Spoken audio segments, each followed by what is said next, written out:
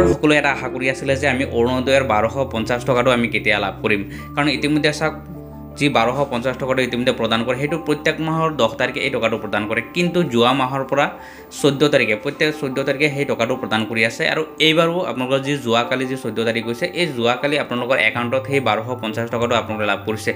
কিন্তু ইয়াত এটা ডাঙৰ কুৱেশ্যন হৈছে যে টকা কোনে কোনে লাভ কৰিছে, কাৰণ বহুত এনেকুৱা আহিছে যে মানুহ যে আমি অৰুণোদয়ৰ টকা পোৱা নাই, এতিয়া আমি কি কৰিম। চাওক ইয়াত এটা কথা উল্লেখ কৰা হৈছে যে ইতিমধ্যে চাওক যিসকল পুৰণা আছিলে এই পুৰণাসকলকহে এই 1250 টকাটো ইতিমধ্যে প্ৰদান কৰিছে, কিন্তু নতুনসকলে সেই টকাটো লাভ কৰা নাই।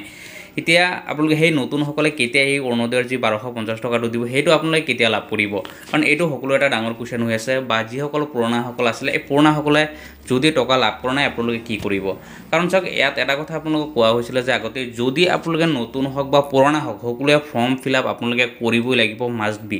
যদি আপোনালোকে ফৰ্ম ফিল আপ কৰিছিলে তেতিয়াহ'লে আপোনালোকে সেই টকাটো পাব।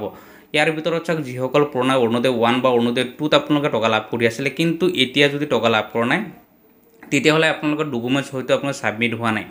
যদি ডকুমেণ্টছ ছাবমিট হোৱা নাই তেতিয়াহ'লে আপোনালোকে অৰুণোদয় 3ত এতিয়া যিটো টকা প্ৰদান কৰি আছে 1250 টকা, এই টকাটো আপোনালোকে লাভ নকৰে। যদি আপোনালোকে এই মাহতো যদি আপোনালোকে অৰুণোদয়ৰ টকা পোৱা নাই পুৰণাসকলে, এইটো অনলি পুৰণাসকলৰ কথা কৈ আছোঁ, যদি পুৰণাসকলে এই মাহতো টকা লাভ কৰা নাই তেতিয়াহ'লে আপোনালোকে অতি সোনকালে যোগাযোগ কৰক, পঞ্চায়তত হওক বা আপোনালোকৰ ৱাৰ্ডৰ যিসকল ৱাৰ্ড কমিটি আছিলে তাৰ প্ৰেচিডেণ্ট হওক, ছেক্ৰেটেৰী হওক, যিসকলে ইতিমধ্যে অৰুণোদয়ৰ কাম কৰি আছিলে তেওঁলোকৰ লগত যোগাযোগ কৰি আপোনালোকৰ ডকুমেণ্টছখিনি ছাবমিট কৰক। তেতিয়াহ'লে আপোনালোকে সেই পুৰণাসকলে টকা লাভ কৰিব, কাৰণ পুৰণাসকলৰ কোনো এটা অৰুণোদয় কেঞ্চেল কৰিব নোৱাৰে, সকলোৱে সেই অৰুণোদয় পাবই। যদি কিবা কাৰণে তেওঁলোকৰ চাকৰি হৈ গৈছে বা তেওঁৰ যদি ফৰ্মটো কিবা কাৰণে ৰিজেক্ট হৈছে তেতিয়াহ'লে বেলেগ কথা। কিবা কাৰণে আপুনি যোগ্য হোৱাৰ পিছত যদি আপুনি অৰুণোদয় পোৱা নাই তেতিয়াহ'লে 100% আপোনালোকে সেইটো পাবই।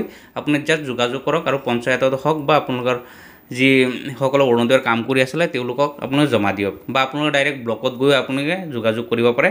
তেতিয়াহ'লে আপোনালোকৰ সেই যদি অৰুণোদয় টকা পোৱা নাই এইটো 100% পাব। আৰু যিসকল নতুনসকল আছে চাওক ইতিমধ্যে মুখ্যমন্ত্ৰী এটা কথা ঘোষণা কৰিছিলে, প্ৰায় 40 লাখ মহিলাক অৰুণোদয় দিব। ইয়াৰ ভিতৰত চাওক প্ৰায় 22 লাখ মহিলাই ইতিমধ্যে অৰুণোদয় পাই আছে, বাকী আৰু 20 লাখ বা 18 লাখ ইতিমধ্যে নতুনকৈ আবেদন হৈছে।